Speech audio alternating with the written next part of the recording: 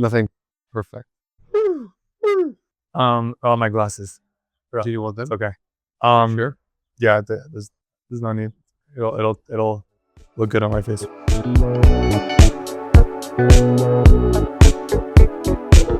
yeah, man. Thank you for being here. Thank you for doing this. I'm so excited because I feel like you and I have had so many organic conversations about this very topic, and now for the first time we're able to actually record it, send it to our friends, send it to our families. Send it to potential new landlords. That's right. Yeah, it's so funny. And then that's a story for another day. Yeah. But yeah, I mean, maybe you can share a little bit about why did we choose this topic? How did it come up? Why do you think it's important for both of us? Yeah. If you want to start a little bit. I feel like we're always talking about, I mean, no, not always. I think in the last 2 years, I want to say, I don't know exactly how it started.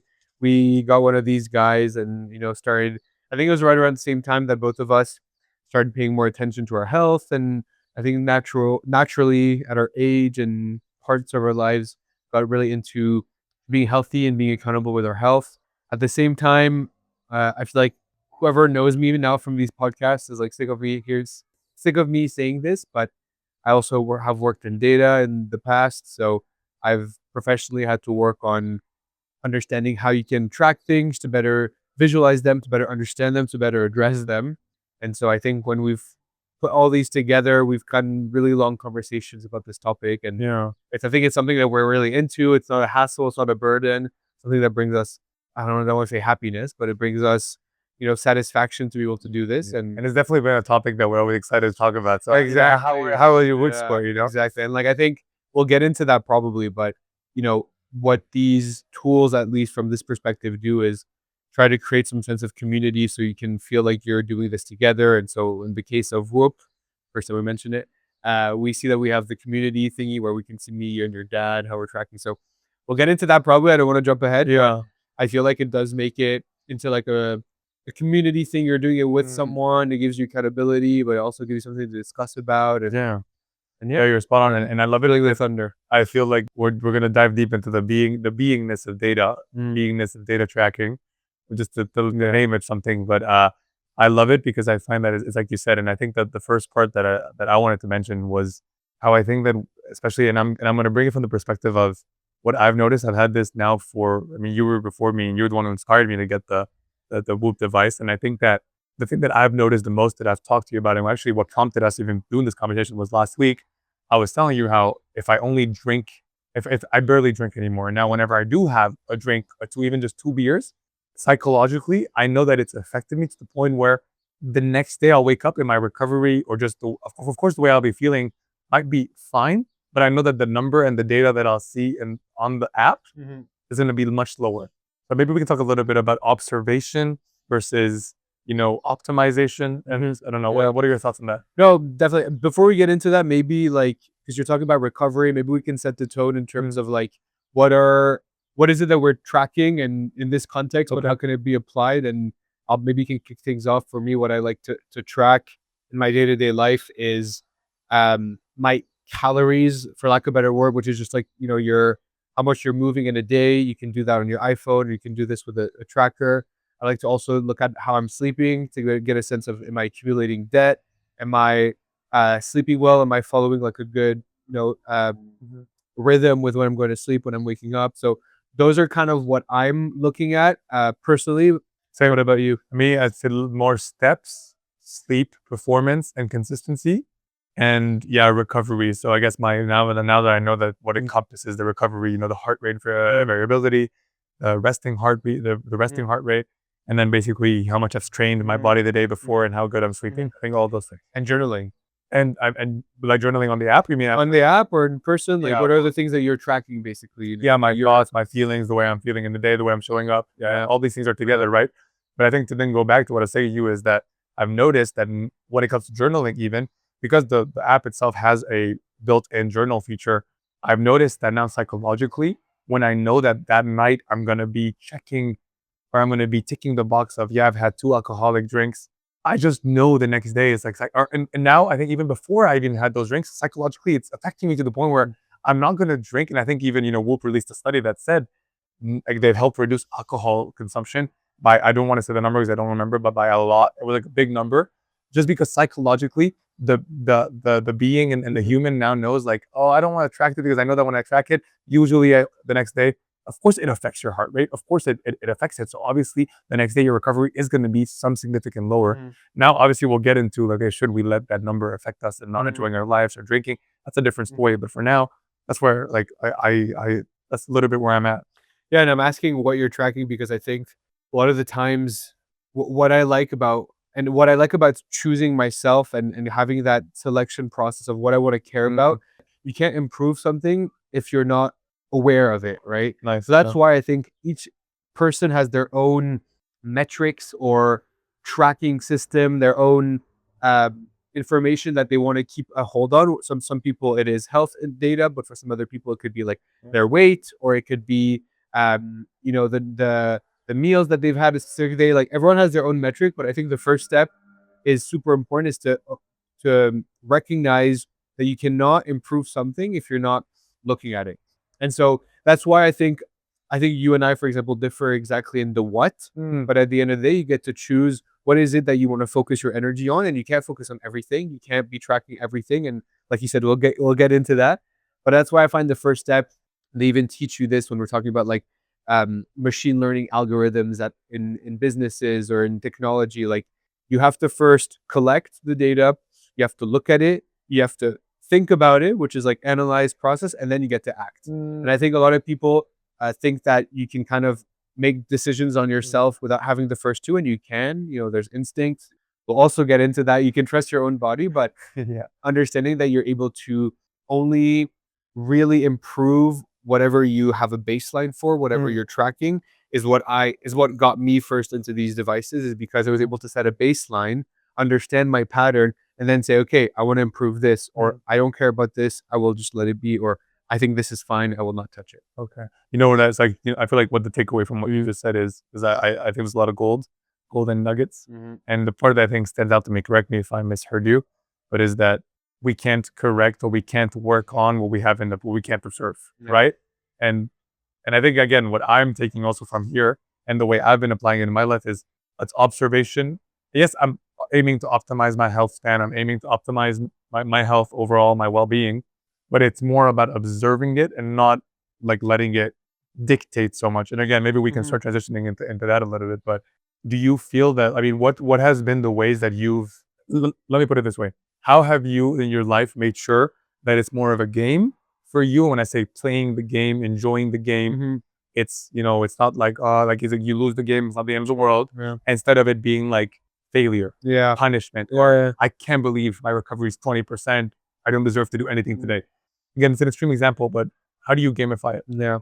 Well, I mean, I think before even getting into how I do it, we have to acknowledge that, you know, it's something a lot of technological products have understood about human behavior, is that anytime you want to make something feel less like a chore and more like fun and engaging, you turn it into a game.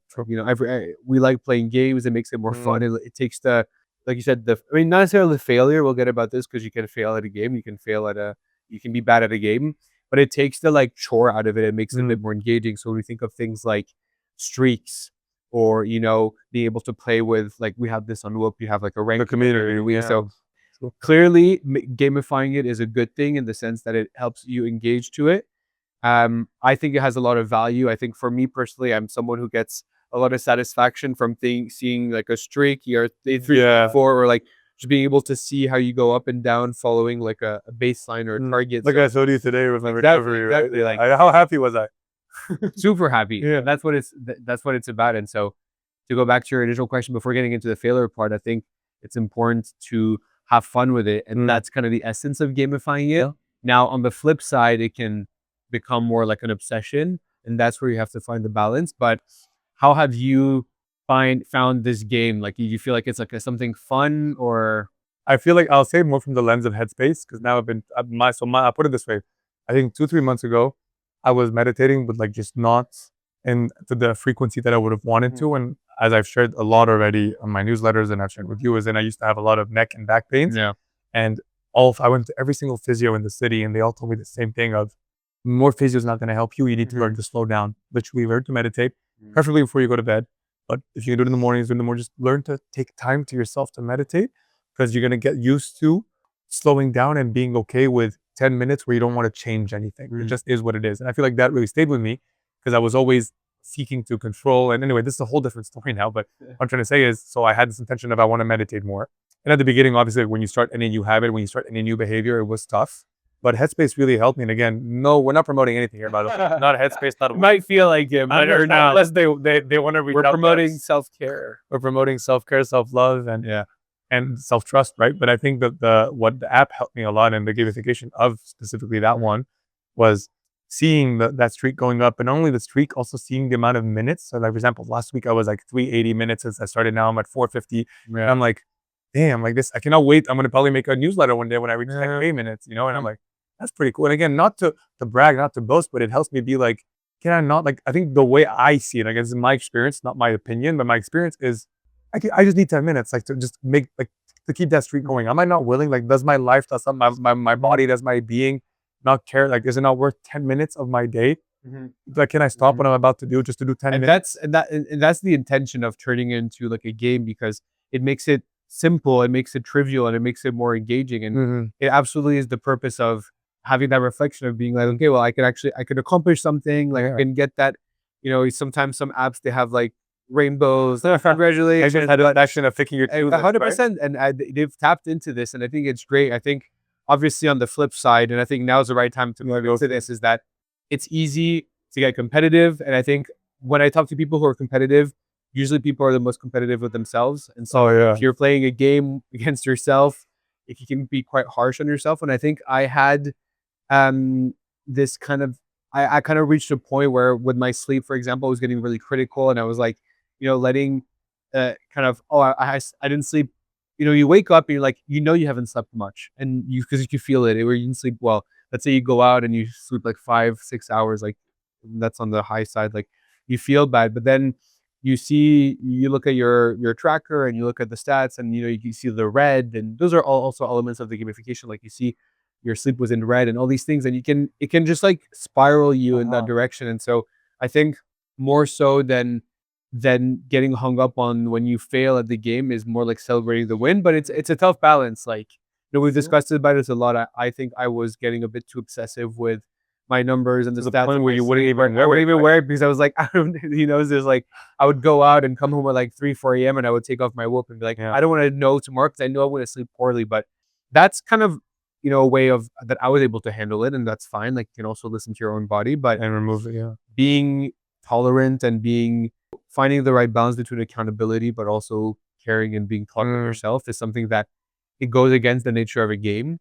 And so that can be hard to balance. But I know that you have good ways of thinking about how you can not be too hard on yourself and deal with that failure. Well, there's one, and I love that you bring this up, and I love your honesty, and I appreciate the honesty. But you know, we hide nothing here. But then there's a I want to call it a heuristic, because I think it's a heuristic in psychology. I think a heuristic is like a mental shortcut. Like for example, I see me in my life, I will treat anxiety when I feel I'm very anxious in the day. I treat it as a cue to make a decision. I just need to make a decision about something. That's a heuristic for me. Like another heuristic is the 90-second rule. Take 90 seconds before you make any decision. The heuristic I have here is treat yourself like a puppy. And I use it with a lot of the people that I work with from the good perspective of, I think a lot of people treat self-improvement like it's about judgment. And I would challenge you by saying that I think it's about noticing, it's about observing. And I think what we're talking about here, you don't need a device, you don't need Whoop, you don't need Headspace, you don't need that. Of course, it's helpful because, I mean, do you want to rely on hope? Do you want to rrely on memory? Probably not. But again, you don't need it. You can't measure your heart rate, your finger. Right? And again, you don't need it. There's ways you can create your own internal systems. But I think I answer your question is, if you have the red recovery, if you have low sleep, if you have, you know, you're not feeling good with yourself, you have a choice to make. Do I want to treat myself like, and when I say like a puppy, because a puppy, when they're growing, when they're learning and they poop everywhere, you don't really hit a puppy, right? Yeah, again, hopefully not. Same with a baby. Let's say a boy, I think he vomits, you're gonna hit them. What are you gonna say? He just don't know any better. He's uninformed. He's unaware. So like you and I, before we knew what led to red recoveries, we can be hard with ourselves because we just were unaware. Now that we're aware, now you can decide if you want to be where the line is. Right? Still don't judge yourself, but I think it's always from a place of not punishment, but a place of observation, and then choosing how I want to react based on that observation. Yeah. What are your thoughts on that? I mean, I think at the end of the day, it's also about how you set your objectives, right? Because True. you can go in and say, I want to sleep 9 hours every day, and you have an upcoming big deliverable at work, or you have your wife's parents visiting, whatever it is. Like, if you set goals you're not going to meet, you're always going to be disappointed. You're always going to fail, right? True. So I think a big part of treating yourself like a puppy and treating yourself to go with the same kind of narrative that you're going for is setting goals that are realistic and that you can achieve, and that you kind of give yourself buffer to allow yourself. I really want to use the word fail because that's not really the right word, but to under deliver and still be proud of that. Because I think at the end of the day, it's less so about, everything can be a failure, everything can be a success. To your point, like, to someone who I will not name, sleeping 7 hours is probably a huge success, because they sleep like 5 hours every night. Yeah. But to me, sleeping 7 hours, I wouldn't say it's a failure, but I'll be on the lower end. So I love it's all about I like that. thinking about what your target is for you and being Love that. honest with your target. I think a lot of people are not honest with their own targets and might even go for somewhere that they know they're going to fail and kind of feel under the pressure. But it's about setting a right target. And Realistic one, right? we spoke about this because we met with a friend earlier this week. Maybe he'll know himself if he watches this, who sets quite aggressive goals for himself health wise, but he's happy when he hits 70%. And I think that's another way of framing that, where it's like, okay, maybe go for aggressive goals, but tell yourself 60, 70% is good enough. Is the intention. Yeah, I like that. And maybe can I share like a mini story that I had recently with a client that relates to this, and you just prompted it really quickly. Is the guy, he's a bodybuilder, he's a fitness coach. That's his main thing. And so he's been hitting the gym now for the past 5 years. He says consecutively. He doesn't remember the last time he's really missed it. He just moved to a new city. As you know, with moves, the first week is really complicated. He barely made time for the gym. He sends me a voice note. He's like, I've really not been feeling bad about myself because I've been hitting it. I know that the other 51 weeks of the year, I go no problem. I've been to the past 4 years, no problem. This 1 week doesn't change anything. He was sharing that. Yeah. But then the other day, he's done working on building his business, growing his fitness coaching business. And he says to me, like, the other day, I found myself doom scrolling at night. And he's like, I don't know why that bothered me so much. And I was like, well, you weren't bothered about yourself when you went to the gym. Why is that? And just, again, it was a whole conversation, a whole coaching in that moment. But what he ended up realizing was, because the things that I care about now, like building my business, I'm not as committed to them. And because I'm not as committed to them, the doom scrolling comes up as a place of, fuck, I could have spent that time doing something that leads to my business. I think why I'm sharing this is what you shared yourself about your intentions is, when stuff matters to you, when you're genuinely committed to something, then those goals, those objectives, those intentions you set that lead to those things play such a big role. Because in the end, it's like you said, 70% for you is at least 70% different for me. Like for you, if you missed a week of gym, it could be a big deal for you. But for the guy, it's not a big deal because he's been 50 other days. Does that make sense? It does. At the end of the day, you have to understand yourself and know yourself and know your priorities. I don't have to tell you this, but you have to know your priorities. You have to know what's important for you and set objectives around that, because you can't do everything. And you have to understand yourself, understand who you are, understand what works for you, what doesn't. And so you kind of alluded at this before, but I think what we need to be careful with devices and other tools for tracking is separating ourselves and forgetting that we have an understanding of ourselves and kind of losing the connection with your body. And so the reason I'm saying this is to your point, it can be about your priorities and your goals as a person, as a business person, a student, whatever, but it can also be the own functioning of your body. You need to listen to yourself. And all these tools do is help you, better understand yourself, but it's really important. And that's why we're talking about this. Sometimes I take off my whoop for like a couple of days, because you want to make sure you're not losing your ear to yourself and actually understand, like, oh, I wake up, I feel tired. Okay, it's a feeling that you understand. A lot of people get fully disconnected to how they feel. They depend on others telling them whether they're happy or sad, or a device telling them whether they're rested or not. And so at the core of it is understanding who you are, setting goals that match who you are, being tolerant to who you are. Like, if you're a very competitive person, like, keep that in mind. If you're a very avoidant person, maybe you need notifications. It's really tailoring it to yourself, to your being, and then naturally you're going to get into that habit, and it'll become a part of you, right? Because I think that's Exactly. what maybe where we can start wrapping it up. And a conclusion that I'm taking away from this is is I think, and this I said it to you, and you laughed when I first said it to you, but I think now you're understanding it more and more when I said that everything is a system.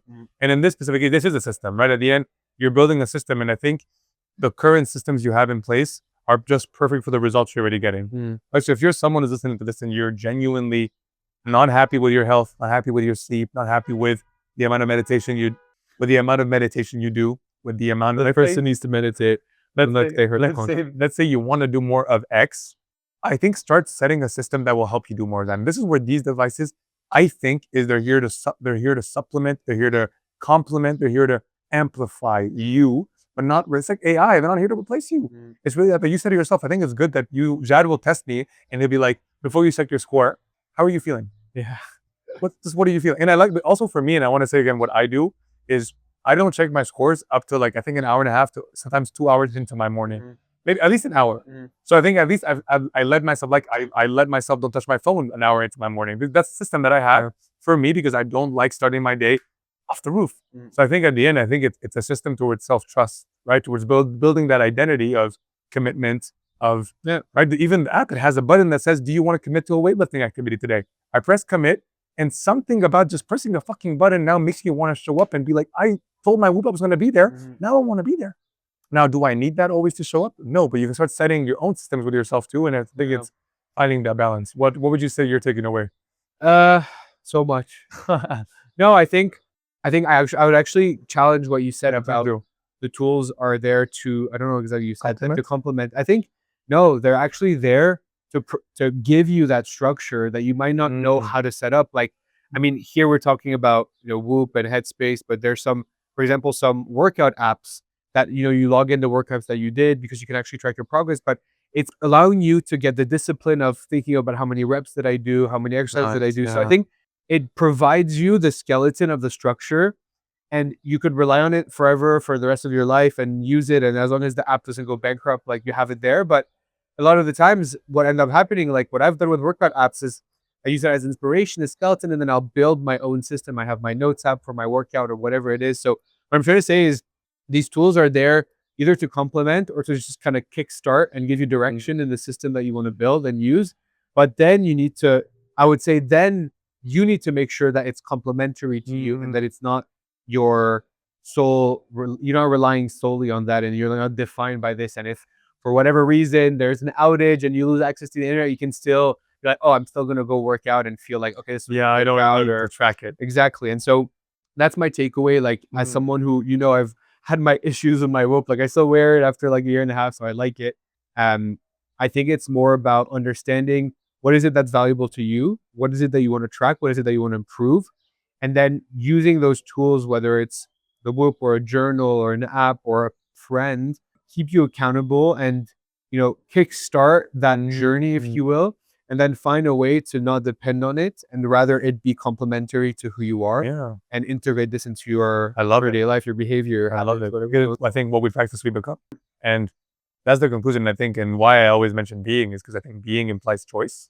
And we all, like, who we want to be and who we're being is a choice that's available to us right now. And if you want to be more disciplined, like you said, you want to be more healthy, make that choice now. And I think, again, Jad said it 3 times. You don't need that. Like this, go old school. Like what gets measured gets improved. Start writing. You know what I was told when they were like, one of my coaches was like, do you want to create more clients? How many minutes do you spend creating conversations with people that could work with you? And I didn't know because I wasn't tracking the amount of time. I guess it's an example, but I just started logging. Okay, I spent 2 hours in a conversation about potentially working with me. Now I know how much I'm spending a week. The more I do that, the more I'm more likely able to do it. And the more I become the person who creates clients, because that's just what I practice I become. But I like that takeaway of yours, actually. I like that a lot. What's your takeaway that you want to impart as well on whoever might be watching us from home? I would just say it's the power, once again, the power of having a system. Again, like I said, you never miss a plane. It's very rare for you to miss a flight because you have a system. You buy the tickets, you go 2 hours early, you have your alarm, you've bought your suitcases. Like everything helps you make sure you don't get there late because the plane's going to take off with or without you. So I think it's the same thing here. You're going to age, you're going to evolve, you're going to grow, and you're either going to do that by defaulting by habit or growing by choice. That's my takeaway. This is a choice, and this can help you solidify that choice. You want to be more healthy? Use it. It's here to help you. But like you said, find that balance. That's my takeaway. Love it. What do you think of that? I liked it a lot. All right, man. Well, I appreciate you. Let's Thank tie it you. up. Let us know. Please let us know in the comments if you want to Saad to come back for a longer version of this conversation. Maybe You want to hear me yap for another hour? bro, this is very scientific, man. I'm taking a lot of it. I feel like every time you and I speak about this topic, it always Yeah. switches a lot of my perspective on that because I used to be someone who would go straight in the morning and I wanted to know, like, did I get Yeah. 86%? Did I get I mean, you know, it's in my nature to, I especially with you, I feel like I try to challenge you or force you to think differently. So I think with this, I think both of our relationship also with our health and or how we think of ourselves has grown, and I think it's good because we actually keep each other accountable. yeah, And we also that's have fun another with thing it. about that. And that's the good thing is that we have fun with it. Like we're like, oh, do you see us at 9 hours? Like Yeah. it is about having fun at the end of the day. And I Yeah. think that's also another takeaway is like have fun with it, turn it into a game, but take it easy and be kind to yourself. Yeah, yeah. You heard it here first, ladies and gentlemen. Take it easy, invest in yourselves, and just keep moving, right? Yes. Much less. Thank you.